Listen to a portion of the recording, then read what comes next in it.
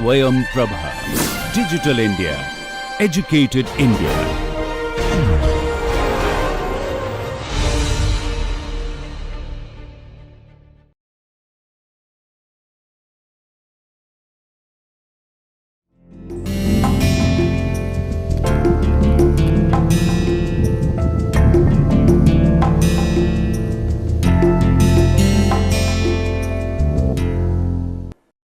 Dear learners, welcome to the last session of International Business Management. Today we will cover the last topic, that is on recent developments in international business, lecture number 20. I am Dr. Manisha Goswami, Assistant Professor at Institute of Business Management, GLA University, Mathura. Before we start with the last lecture, let's quickly look at what we did in our previous lecture. In our previous lecture, we talked about international human resource management. While covering the concept of international human resource management, we discuss the various aspects related to the staffing, related to the international staffing styles like expatriate, host country national, third country national, which largely governed by the strategies in which the organization is. It can be the strategy of international, it can be a ethnocentric strategy, it can be a polycentric strategy, or it can be a geocentric strategy. So depending upon the strategy, people are going to adopt the different style of staffing. When they are opting for expatriate style of staffing, they need to be extra cautious in terms of motivation, in terms of compensation, in terms of taking care of the personal life of that worker. Apart from staffing, in the previous lecture, we had also talked about the essential training and development skills required when you are sending a people to a host country from a home country. And even we talk about the recruitment selection strategies, we talk about the performance appraisal, we talk about the compensation, and we also discuss the international labor relation and how you as an international HR going to maintain peace and harmony across the various subsidiaries of your organization. Today we will be talking about the different concepts related to the social issues, ecological issues, and how e-commerce or IT sector is supporting the international business management. So let's get started and let's get to know how ecology of a country or the entire world or the atmosphere that we are sharing with each other is getting affected because of globalization. So dumping of nuclear and hazardous waste in developing countries and the shifting of polluting industry to a developing country impose heavy social costs on them. The exploitation of natural resources of the developing country to satisfy the global demand are and also often cause ecological problem. Very correctly stated that most of the developed nations, what they are into, they are shifting the pollution emitting industries or the manufacturing setups from their home country to where they are setting up to. They are setting up to country like China. They are technologically advanced, the labor cost is also cheaper, resources are also available. So the companies from America are shifting their production of batteries, which is going to emit lot of carbon from their home country to China. But they are missing out that the country might be different, might be at a far distance from your home country, but we are sharing a common atmosphere. Our atmosphere is not different. We are having a same ecosystem, we are having the same ecological environment in the atmosphere. Today you seem that you have found the solution, but it is not from the long term perspective. Longer run, every next country is going to get affected if you are into emission of harmful gases or if you are into ill or improper treatment of the waste emitting out from the production. So shifting your harmful factories or the factories which are going to emit out a lot of pollutants from your home country to the host country at a far distance is not the solution. List of issues which are arising because of the business practices people are into for the sake of earning profit. They are forgetting that environment is also getting badly affected. The kind of technology they are using is harming the ecological system. Global warming is happening, climate is changing, water pollution, ocean acidification is happening, loss of biodiversity is happening. Because of the 5G technology, a lot of birds are getting affected. right? So the people have to understand the kind of technology we are using. Is it going to harm the ecology? Is it going to harm the ecosystem of the world? If it is so, then you should look for some better alternative. The kind of the gases emit out from the air conditioner or from the refrigerator are even depleting the ozone layer. So you should look for some better solution to find out the best amicable technology, or the technology which is not going to harm the ecosystem of the world. Because it is in the ecosystem, it is not like America, it is not like Poland, it is not like Russia, it is not like Japan, it is not like India, it is not like Sri Lanka. Entire ecosystem is common, right? So we are sharing a common ecosystem. Then we have to understand that just merely shifting your production, harmful production, to some other place will not suffice the purpose. Now, what are the actions required?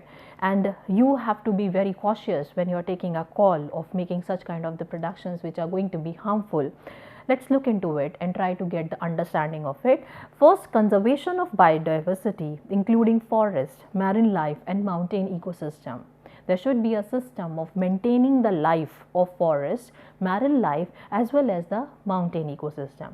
Conservation of soil and moisture, and ensuring the water source do not get polluted, which you are using for the irrigation purpose while doing the farming activity. So if you are making use of a pollutant water or your impure water for the irrigation purpose, whatever the crop will be generated is going to be poisonous, right? So you have to be very cautious that entire cycle is somehow affecting your own body. If you are polluting the soil, you will be doing certain cultivation in that soil with the polluted, the minerals are going to be less in the pollutant soil, and if minerals are less in the soil, then the crop will be of less quality, and because of which your health will get affected. And a lot of diseases people are getting, the immune system is getting quite weak because we are not eating healthy foods. Why we are not able to eat healthy food? Because of impurity in the soil being created by the pollutants or the industrialists. People are polluting the water, people are polluting the air, which ultimately affecting you as an individual. So it's a vicious cycle which you are creating and which is ultimately harming you as an individual. Control of industrial pollution and the waste is another very important aspect which you have to take into call, because if your industry, if your company emit out certain waste and you are not finding the proper channel of treating the waste, then for sure you will be dumping here and there. If you will be dumping here and there, what will happen? That particular thing will contaminate and create a pollution in the air, will contaminate and create the pollution in the soil, and the nearby society people will also get infected, because it might create some disease like dengue, because of the germination of the contamination of water may create mosquitoes in the area, and that is going to create another harmful health disease or health issues may arise in that case. So you need to be cautious when you are making a correct decision of the waste treatment.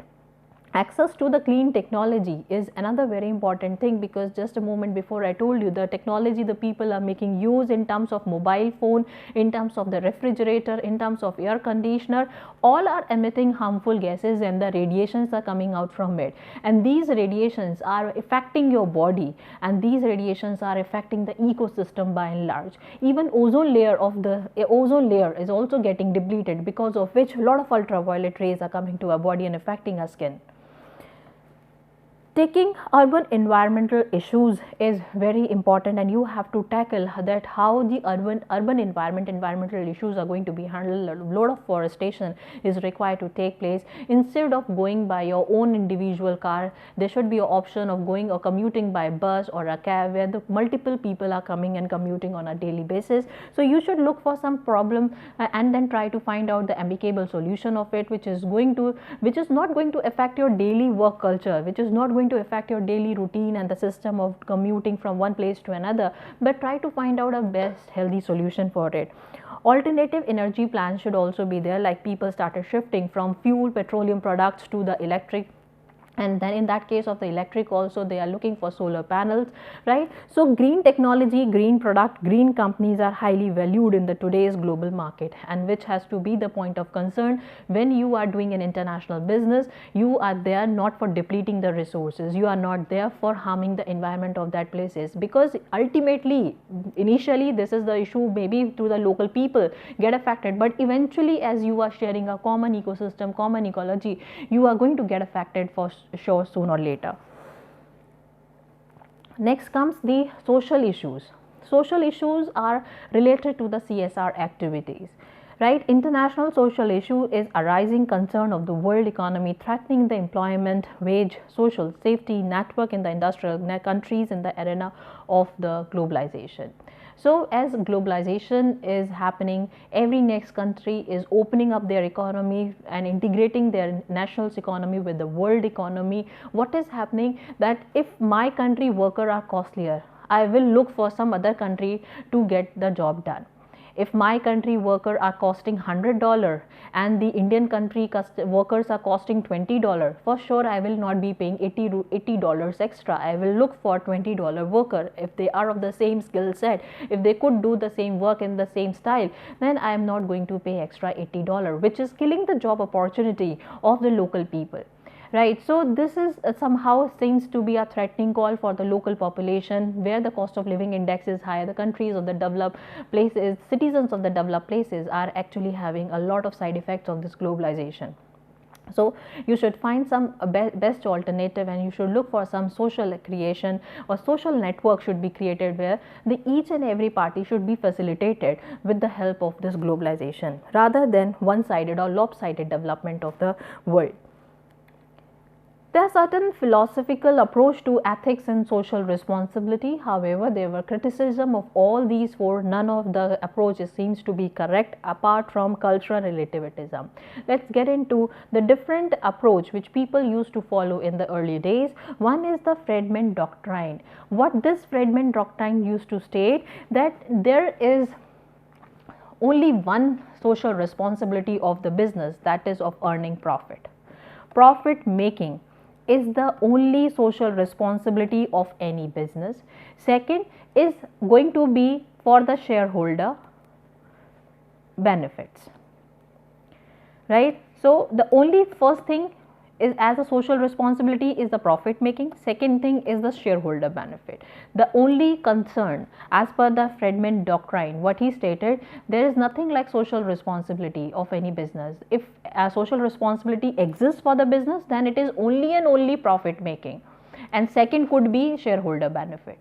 They don't have any such understanding or the outlook towards the corporate social responsibility, or they don't have any such outlook that whatever the resources you are using is of the society, so you should revert back to the society. If there are certain people who are of downtrodden class, they are not well to do, then you should extend your certain support to them. They are of not this mindset. They believe the only and only social responsibility, if exists of a business, then it is to maximize the profit, and second is to provide the benefits to the shareholder, nothing else to be taken care of. So it was badly criticized by other critics. Next is a cultural relativism. As per this theory, what they state, if you are in Rome, then behave like Romans. If you are in India, then behave like Indians. Right? That means cultural relativism. Jaisa desh, vaisa bhesh. If you are going to India, then adopt the culture of India. If you are going to Rome, then adopt the culture of the Roman people. If you are going to Philippines, then adopt the culture of the Philippines people. Right? So this is what the cultural relativism is, that they believe in relating their culture with the host country culture. They give due respect to it. So comparatively, as compared to the other, this was considered to be okay approach for ethics and social responsibility. Here at least you are not negating somebody else's culture. You are giving a respect for it, no matter just for the sake of earning the profit, or just for the sake of making a profit close to the expectation of the customer, just for the sake of getting the acceptance from the host country customer. This might be your hidden perspective behind being cultural relativism or creating this idea. This might be the reason, but compared to other, it is considered to be a better ethics and social responsibility. Next is the righteous moralist. Righteous moralist people are those who believe that whatever we are is the best, and it is our right to carry forward our culture on different host country where we are moving to. That means we will be imposing our culture upon the host country people. our culture is supreme and it is going to be considered as a universal culture, so everyone should adhere to it, everyone should follow it, and everyone should know about our culture. That is what the righteous morality is, and moralist people are. So this is again creating a dominance in the world market, where every country is open to have their own culture, it's open to have their own belief system, right? It's open to have their own religion system, right? Everyone is having a freedom to have their own liking and disliking. Nobody can say that you are very strange or you are very normal, right? Don't be so judgmental. But in this case, the people try to be very judgmental about the other country culture. They try to believe how anybody can be vegetarian, rather than having such kind of a belief or such kind of the judgmental approach towards one particular culture. You should rather be thinking that it is also possible to be a vegetarian. You can survive your life being vegetarian. That can also be approach of looking at this way, right? Rather than wondering and being judgmental that how anybody can be, and feeling that people are inferior, they cannot afford to have non-vegetarian food, that's why they are opting to be vegetarian. That should not be the approach. But this kind of approach is coming from the righteous moralist people, and this is again disregarded by the people. Naive immoralists are those people who states that if others are doing wrong, I will also do so. If others are doing wrong, I will also do so. If others are giving bribe and getting the benefits out of it, so this is the system of the country, let me also give the bribe and get my license done, or get my extension of the factory done, let me use some inferior quality of the technology, let me use no dumping of let me use no waste treatment system, because I know I can just give few penny to the people and I will get the solution to it without working on it. So this is the naive immoralist people, and they have a theory that if others are doing wrong, you can also do wrong. You have a right to do the wrong things. Then this is also not a correct philosophy. Rather, if others are doing wrong, you should not move from your correct path. You should stick to your correct path. Rather, try to mold the behavior of those people who are doing wrong deeds. Right? So these are considered to be the philosophical approach of the ethics and social responsibility. Earlier days, now the people have criticized them badly, and they realize that this is not the correct way of dealing and leading the life in different nations. Rather, you should respect everyone's. But respecting doesn't mean that you have a hidden option or hidden idea that if I'll be respecting the other person, I'll get to know the person more and I'll be able to produce the product more closer to their need. Okay, fine, no harm in it. You can do that. You are again helping us by knowing our requirement, by knowing our taste buds, and by knowing our preferences. That's okay. But if you try to dump the obsolete technology here, if you try to get your manufacturing done of harmful chemicals emitting factories, and you are not having a proper waste treatment here, you are just depleting the resources of a country, and superficially you are behaving that you are very kind, you are very helpful, you are trying to understand and cope with the culture, then this kind of the double policy is not acceptable and will never be considered as a moral attitude, and will never be considered an ethical and social responsibility of yours towards the citizen. Now let's talk about the next important issue, that is e-commerce and international business. E-commerce is becoming possible because of the advancement in the technology. With the advancement in the growth in the IT sector, it has paved the way to the e-commerce to extend the international business more swiftly, more easily across the globe without much hurdles and the barriers in between. So e-commerce is the brainchild of information and communication technology. It's a brainchild of information and communication technology. It has totally revolutionized the way business transactions were done in the previous decades.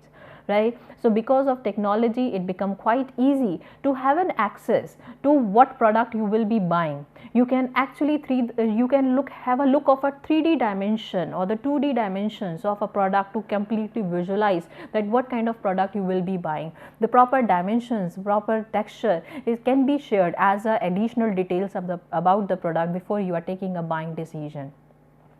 Right? Artificial intelligence is adding more to the e-commerce facilitation for the international business. Because of artificial intelligence, e-commerce even become more easier to penetrate in the international market. Growth of information technology, internet have been responsible for the emergence of e-commerce. E-commerce is actually doing a business electronically, right?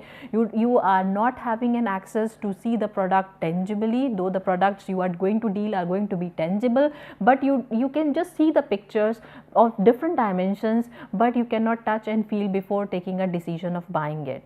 Right, so you have to rely on the details mentioned on the websites of the different company, and then you are taking a decision of buying the product, right? And this all is being facilitated by the information technology and artificial intelligence. The concept of e-commerce, let's get into a little more detail about it. E-commerce is defined as a digitally enabled commercial transaction within and between organizations and individuals, and it can also take place between different nations. It involves trading in goods and services using computer networks such as internet is must for that, which provide digital enablement of commercial transactions. Now, let us look at the reasons for the growth of the effective growth of e-commerce across the globe. It is because of the cost effective technology availability. Right, earlier the technology were comparatively costlier, so such kind of the things were being charged by the customer. Eventually this become cheaper. Now everyone can access such technology without paying anything. So if it is getting possible, then e-commerce will swiftly be able to move across the globe. It become because of the technology, what happens, the global reach become easy. The entire market become quite accessible. Just a click away you can access the different market. You can see what are the products available in Amazon.com, that is the commercial website for the global market, right, which is absolutely different from Amazon.in, the exclusive product which they are offering only in India. So you can place the order even in Amazon.com, and the way you are placing the order in Amazon.in. So that means you can see the products which are globally available and the products which are locally available for India. So that is just a click away, the entire market is open in front of you, and there are options for customization. There are some companies like Dell, they are helping you to customize your laptop before you are taking a decision of buying a laptop. There is a website of a company, you just register yourself, you put your requirement that what kind of the laptop you are in need of. You are in, maybe you might be a civil engineer, so you need some kind of the software in default inbuilt of default putting up of the certain softwares into the laptop. Then you are a doctor, you need some type of the inbuilt software in the laptop. You need certain specification, you need some essential software to be there or certain applications to be there in the laptop. Everything can be customized when you are taking a call of buying a laptop. That means people are trying to get closer to the requirement of the customer, right? What you need, what you require, as per your requirement. What they will be doing, they will be customizing the product and will be offering exactly what you require, and this is becoming possible because of what? The information technology. You can place your requirement, and on the basis of your requirement they are going to customize the laptop for you and they are going to deliver to you. On the other side, if you are just surfing the various sites of the online shopping and you were surfing certain books, right, related to international business management, and next time when you will open the online shopping center, then again they will be flashing some of the books related to the international banking system, right? So, or international business system. So there is an artificial intelligence, right? So artificial intelligence is there which is catching your requirement that you are looking for international business management books. So whenever next time you will be relogging there, they will be showing some of the things related to the international business management. So that is again a customization, that what you are looking for, we will keep on showing it to you wherever you go. Whenever you open the Facebook, again that kind of the advertisement related to your requirement will come. Whenever you go for some other surfing, you open your Gmail or other stuff, or when you open your mobile just for giving a call, again there will be a top-up box related to your international business management book, because once you search for it, now it is there in the memory. They will again and again show the book until and unless you place the order. So that is a customization and the responsiveness. That means they are getting close to the local responsiveness. They are getting close to what my customer require. I am totally working as per the taste and preference of my customer. That is what the local responsiveness is as per the Bartlett Ghoshal model, right? So every company having their own strategy, depending upon the type of business they are into, they are going to set their local responsiveness pressure, whether it is at the high side or it is at the low side. Ubiquity is present everywhere. That is for sure. Technology is now pervasive. Technology is everywhere. You just go for the, if you are traveling, technology is there. If you are going to your school, your college, your attendance is getting uploaded, your attendance is getting uploaded, your marks are coming, your assignments are coming through the technology. You are a worker, then biometric machine is there to take care whether you are coming regularly or not. If you are absent, then what kind of the leave it is it a casual leave, is it a duty leave, right? So what kind of leave it is all becoming possible through the technology. The different HRIS system is there, different student portal management system is there, a transportation, online transportation system is there, right? When you are taking a decision of buying certain groceries, so for this there is a technology. So you are looking for buying a medicine, there are apps for getting the medicine app. So whatever you are in need of, whatever the basic thing you may require for, every next alternative solution is available through the technology. You are looking for education, online system is there for the education. Today you are listening to the lecture because of the technology, right? So these are the different reasons because of which technology has made international business possible and made the smooth flow of the international business in various parts of the world. Where the technology is improving, where the technology is advancing, there this kind of the setup of international business can be created. But the countries where the technology is little outdated, that such kind of international business system or the setup cannot be created. Now let's look at the very basic business transaction process. Right here, generally you have three issues in your mind. Whenever you are deciding for getting into online transaction, first thing what you will be doing, you will try to search for the required information, right? You will be searching for the information related to the product you want to buy, right? Say if you are looking for books related to international business management, so you try to explore more of the knowledge about the different authors offering the international management book. So you will exploring the information related to it, and then there will be an agreement. Okay, fine, I am ready to buy the book of P. Subba Rao, right? I am ready to buy the book of Ashwathapa on the international business management, right? So you are placing an agreement, you are agreeing, you are placing the order, you are filling certain application, you are giving the details about your address, you are giving the details about your payment mode, and then finally you make the payment and the transaction happens. Transaction is going to happen. Once the transaction is done, delivery of the product will take place, right? So these are the four essential steps we are going to be involved in the e-commerce. You will surf the different sites to find out where I can get the best offer or the deal for the international business management book latest edition by P. Subba Rao. So you will be searching for the various options, and then finally you get one book which is at a very good offer price. There is 10 to 20% of discount you are getting, but in other sites you might not be getting discount. So you find that Amazon is offering a better options of the book at a very reasonably discounted rate. So you are going to fill the agreement, you are going to write your details, you are going to let how you're making the payment. Is it going to be a cash on delivery, or is going to be a net banking, or is it going to be a payment through your credit card or the debit card? So or you are going to make through the pay on delivery, that is through Paytm or Phone Pay or Google Pay. So there are different transaction mode which you will be classifying in the, which you will be mentioning in the agreement, and then finally the transaction of your deal is going to take place. You are going to place the final order, they are going to confirm even when you have not made the payment. If it is a COD, in that case also they are going to confirm your transaction, they are going to give you a mail and going to confirm through your certain message that this order is being freeze and the delivery will take place in these many number of the day, and finally the delivery will take place. If it was a COD, then you have to make the cash on delivery payment. If it is POD, that means pay on delivery, then you have to make payment through your debit card, credit card on that moment, or through Google Pay, Paytm. Other options are there.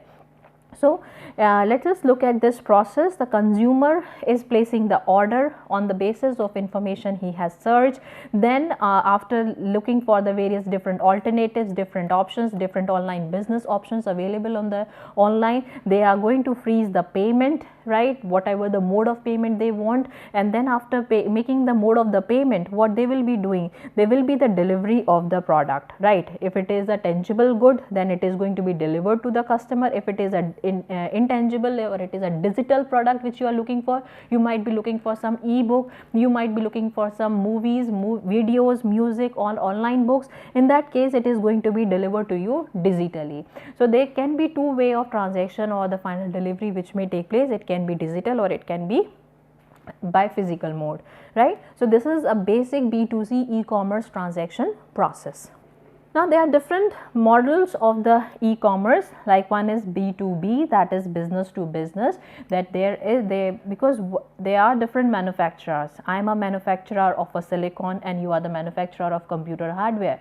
So whatever I am producing may be a it's a finished good for me, but it's a raw material for the computer industry, hardware making industry. So they will be buying my product. So if I will be available online, then such kind of the transaction become quite easier, because I may be available to the world market. I can make my presence to the world market at just click away. So B2B kind of the business is going to facilitate more of market options for you, right. Earlier you might be confined to your local territories, or you might be confined to your India, but with the advancement in the technology and the e-commerce model, you upgrade your website, you develop your website where you put up all the details and all the information for the other businessmen to take a decision of buying from you.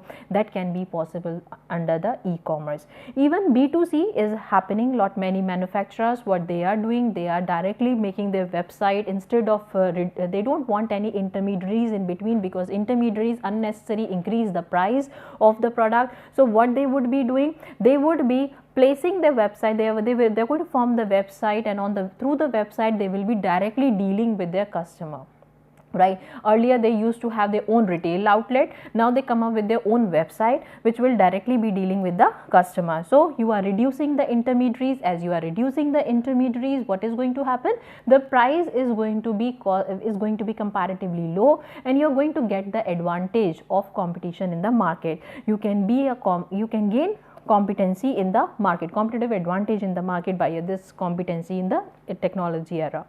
Consumer to consumer is another mode where the classifieds are there in the newspaper or the media, where you see that some people are having some product like OLX. You are having some product which you don't want to use anymore, so you put it on the OLX. So it goes from consumer to another consumer, right. You are buying some pre-owned cars, so it is again going from consumer to consumer. So such kind of consumer to consumer business have also been facilitated because of the e-commerce, right. I am having a house which is quite big, so I am going to get associated with the homestay or OYO to get the business done. So I am also a consumer, and I'll ask many other people to join and have a stay, a pleasant or helpful stay at my home place.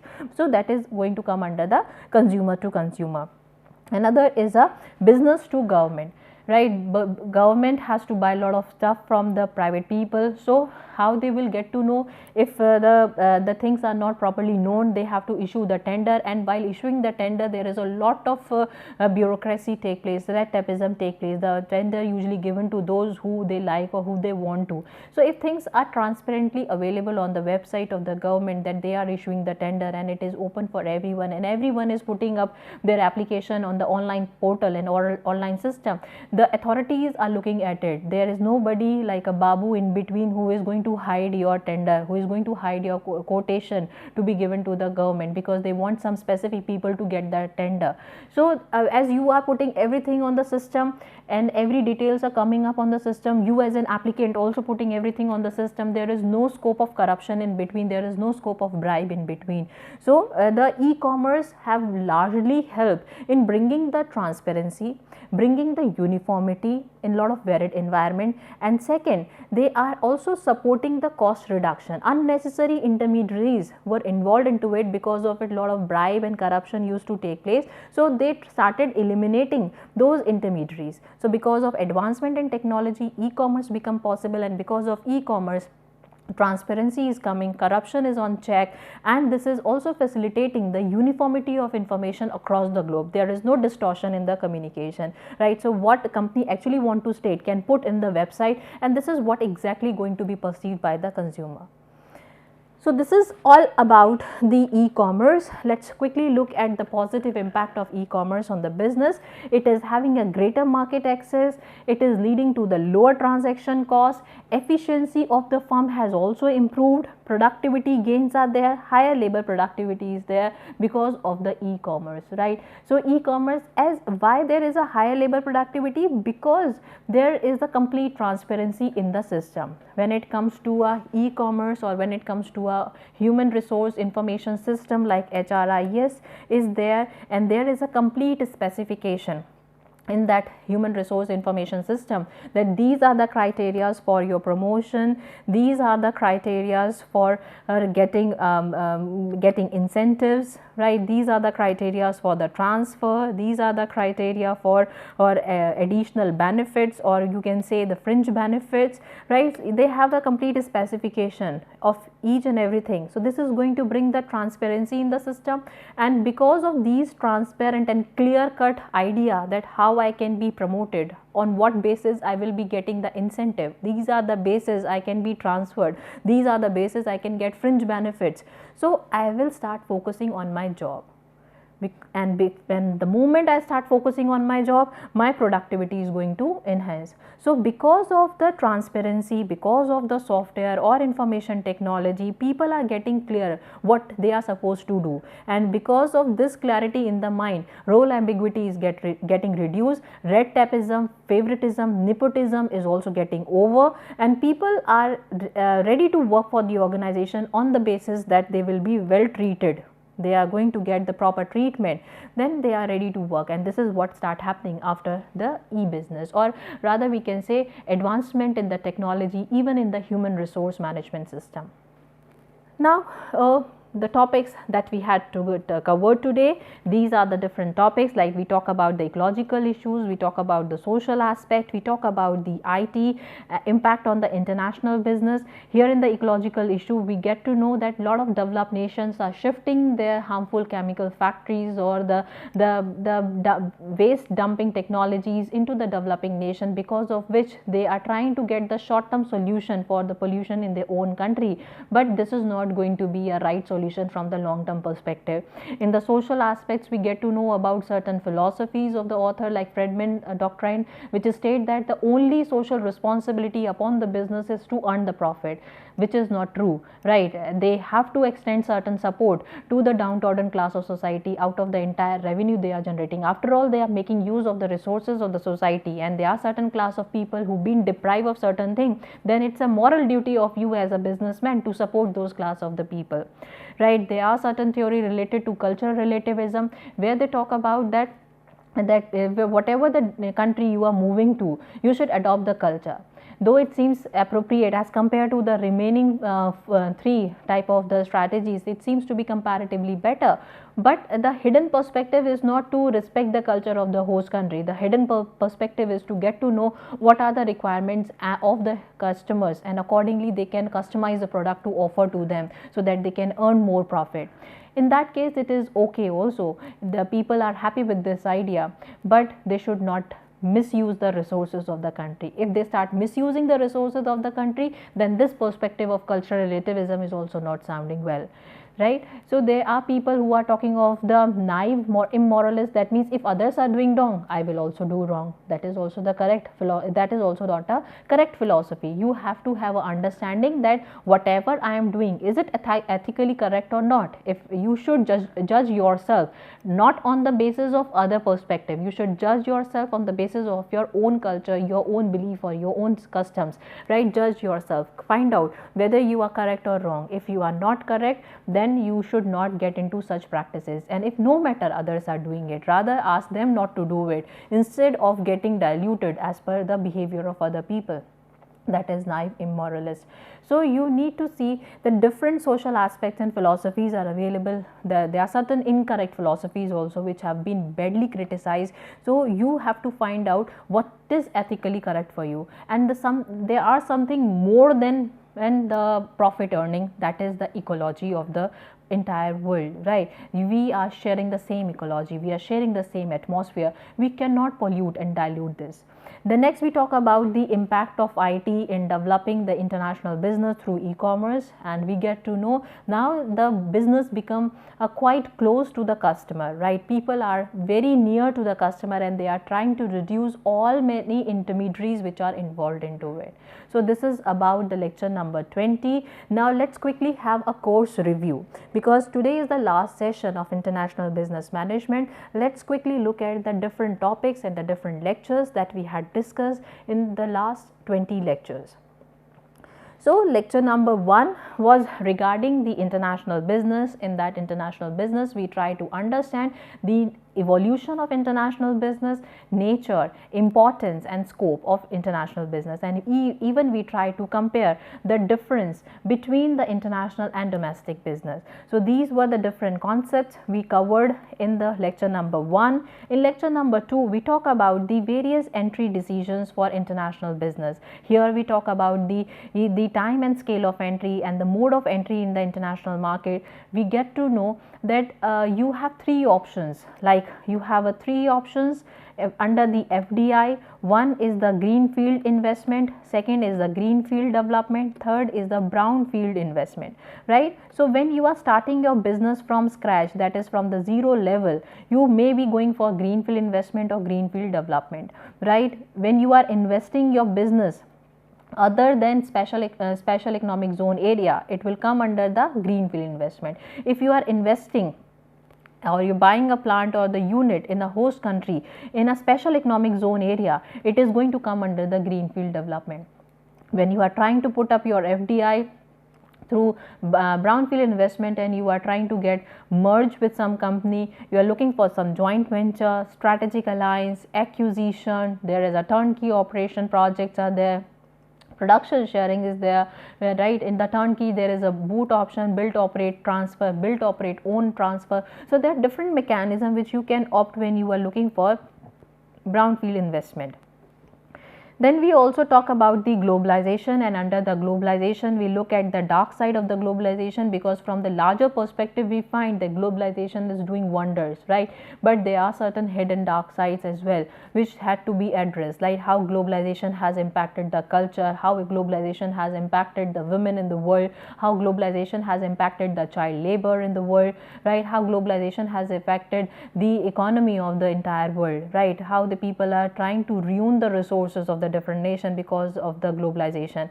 And we even get to know about the different geography of the world. We have we looked at the different 7 continents, we look at the world map, we look at the North American countries, we looked at South American countries and try to find out the regional trade blocks prevailing in those geographical areas and how it has facilitated the economy of those regional trade blocks or the area or the country to which they belong.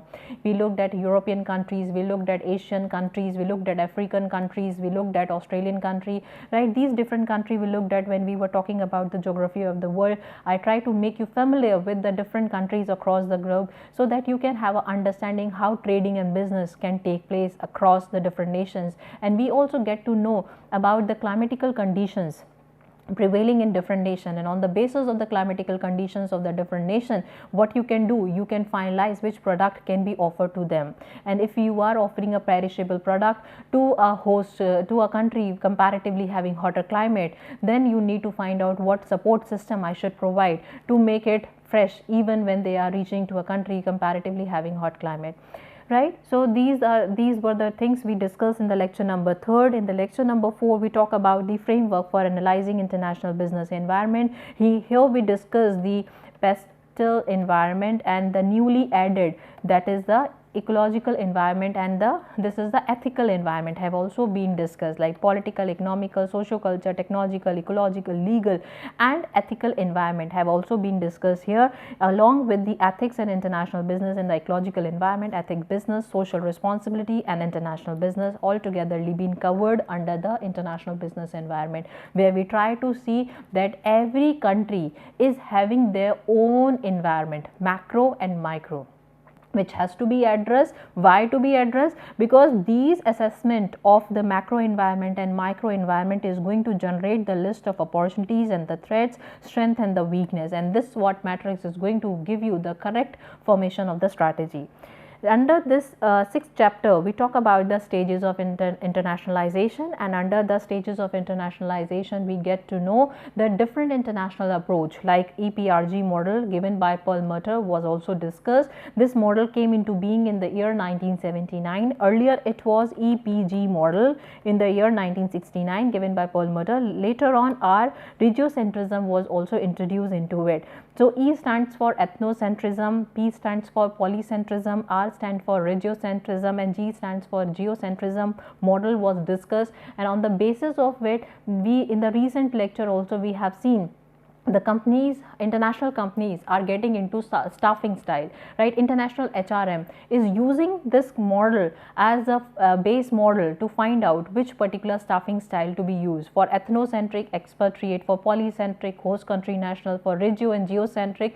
The third country national style of staffing can suffice the purpose, right? We even get to know about the stages of globalization in this particular lecture, that there are different stages of transferring of your business from one level to another. Initially you start with the domestic company, and then from domestic company you move to international company, and from domestic to international, and then from international you move to multinational, and from multinational you move to global company, and then from global to transnational company, right? So these are the different stages, and the stages a particular company go through and pass through, right? International companies are those companies who are into export and import. Multinational companies are those companies having multiple business across the globe, right? They might be offering a customized product, right? They are following Jaisa Desh Vaisa Bhesh policy, right? If they are in Rome, they will be behaving like Roman. If they are in India, they will be behaving like Indians, because they want to be closely related with the requirement and the tastes and preferences of the customer. And the global companies are those who try to find out the product which is going to be universally acceptable, whereas the transnational companies are those companies having a blend of both global as well as multinational. Then we talk about the various economic institutions and the agreement. We get to know about the financial institutions and the various bodies supporting the World Trade Organizations like World Trade Organization, UNCTAD, IMF, World Bank, Generalized System, GSTP, International Commodity Agreement were taken into consideration for you to give the idea about the global financial institutions.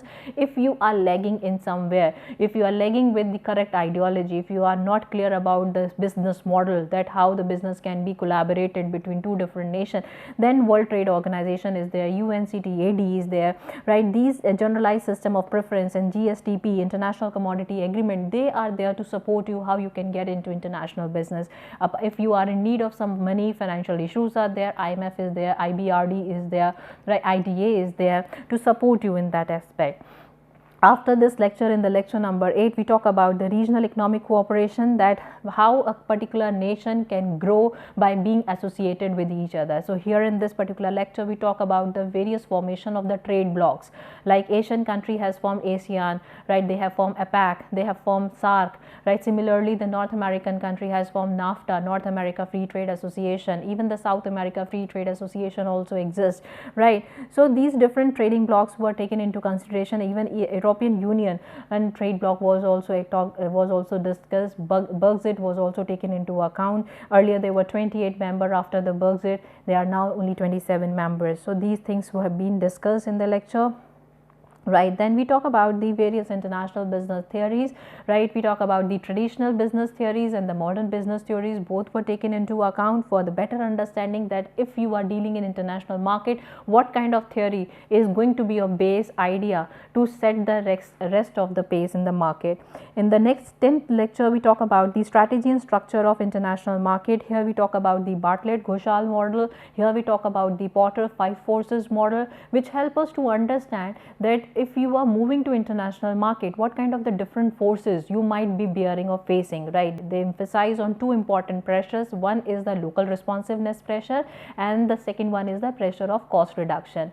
So if you are moving to international market, you have to have a fair understanding that how you are going to deal with these two pressure, how you are going to strike the balance between these two pressure as per Bartlett-Ghoshal model.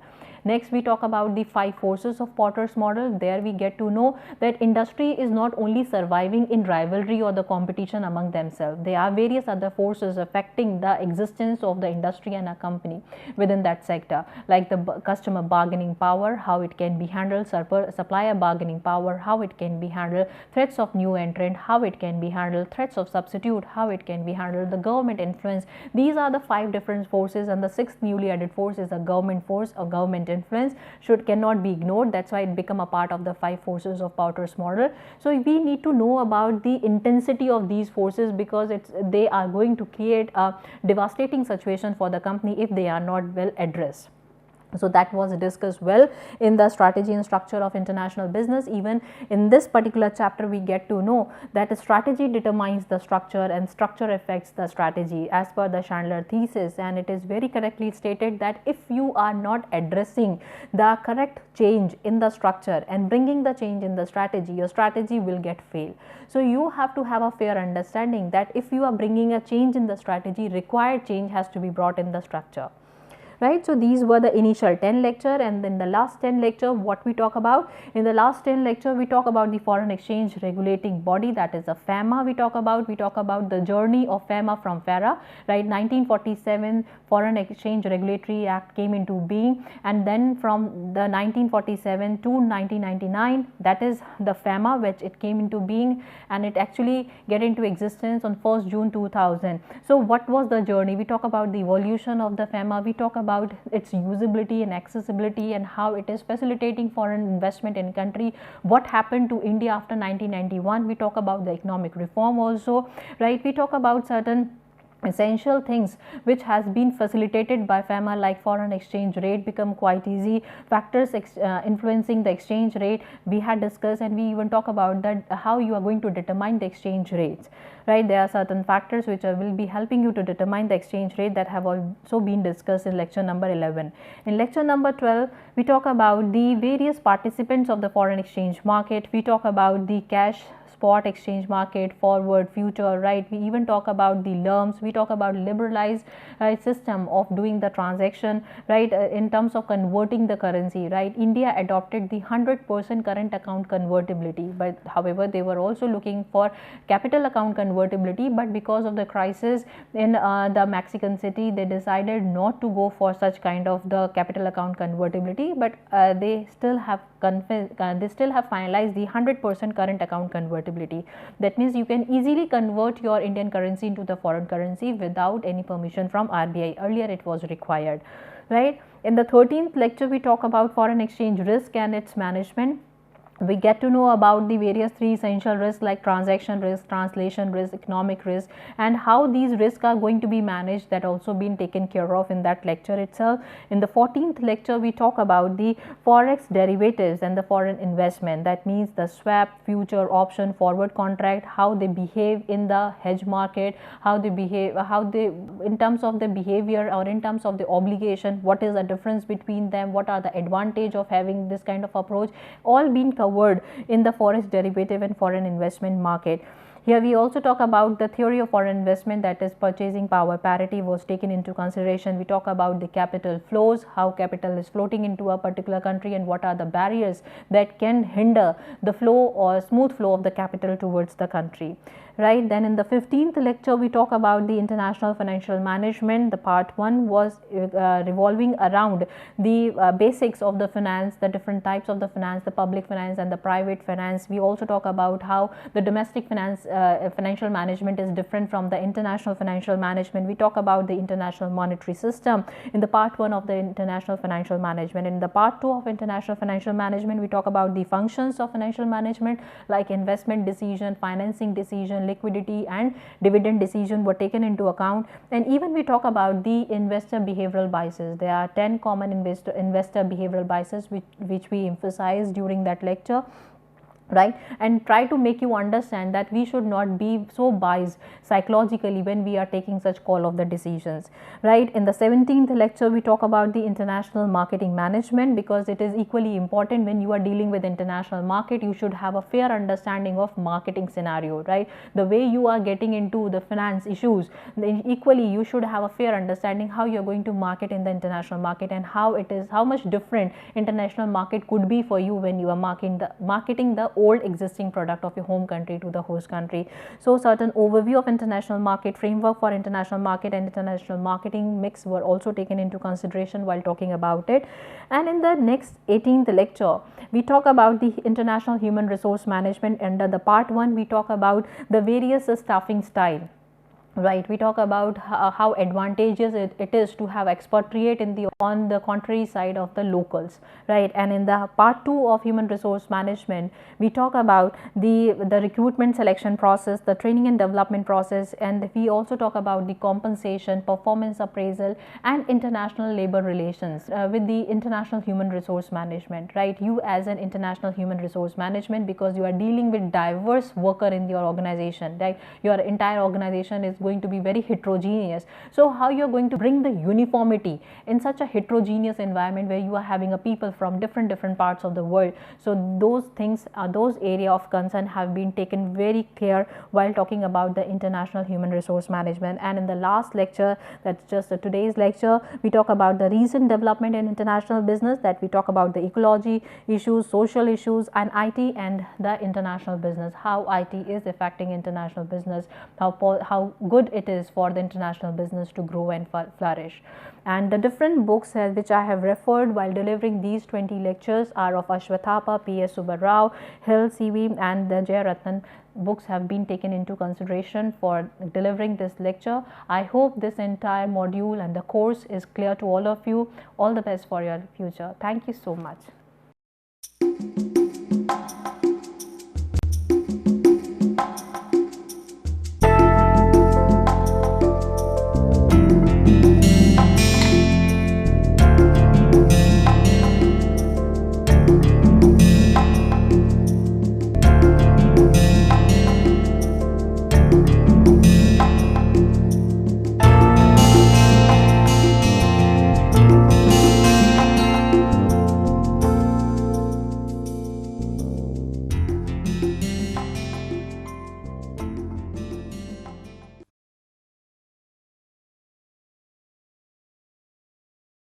Hello, I am Shikha Dikshit. I teach psychology and I am with the Department of Humanities and Social Sciences at IIT Kanpur. Today I am going to talk about what is health psychology. In the recent past, health psychology has emerged as one of the important areas in psychology. It is a field of study where psychological theories and concepts are applied to understand issues regarding health and illness. The two major themes which health psychologists are interested in studying are the themes of illness experience and behaviors associated with that experience. Contemporary health psychology adopts various and diverse kind of perspectives to understand health and illness issues. These perspectives include the behavioral perspective, the societal perspective, and the cultural perspective. If we try to enumerate the kind of topics that health psychologists study, the range is very wide. To name a few of the topics, health psychologists study cognitions related to illness, that is health and illness related cognitions, social cognitive aspects of health and illness, cognitive adaptation, chronic illness and adaptation to chronic illness, disability, stress and management of stress. Health psychologists also study topics such as health related quality of life, social support, and various kinds of coping mechanisms that people adopt to deal with illness experience.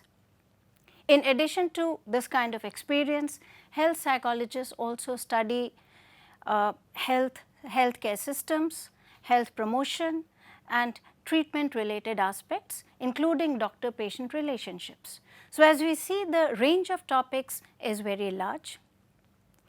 Health psychologists also use qualitative methods, and they study topics such as narratives of illness experience as well as social representations of health and illness.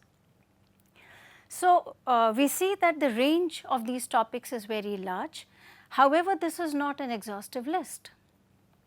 More recently, some health psychologists have adopted a critical health psychology approach. These health psychologists are, they offer a critique of mainly of the biomedical and behavioral perspective of health and illness, as well as the methods and approach which is used to understand health and illness. So, critical health psychologists focus on the social, cultural and political aspects of health issues. If we look at the methodological aspects, overall health psychologists adopt quantitative methodology, they also use qualitative methodology, and many health psychologists use the mixed method approach.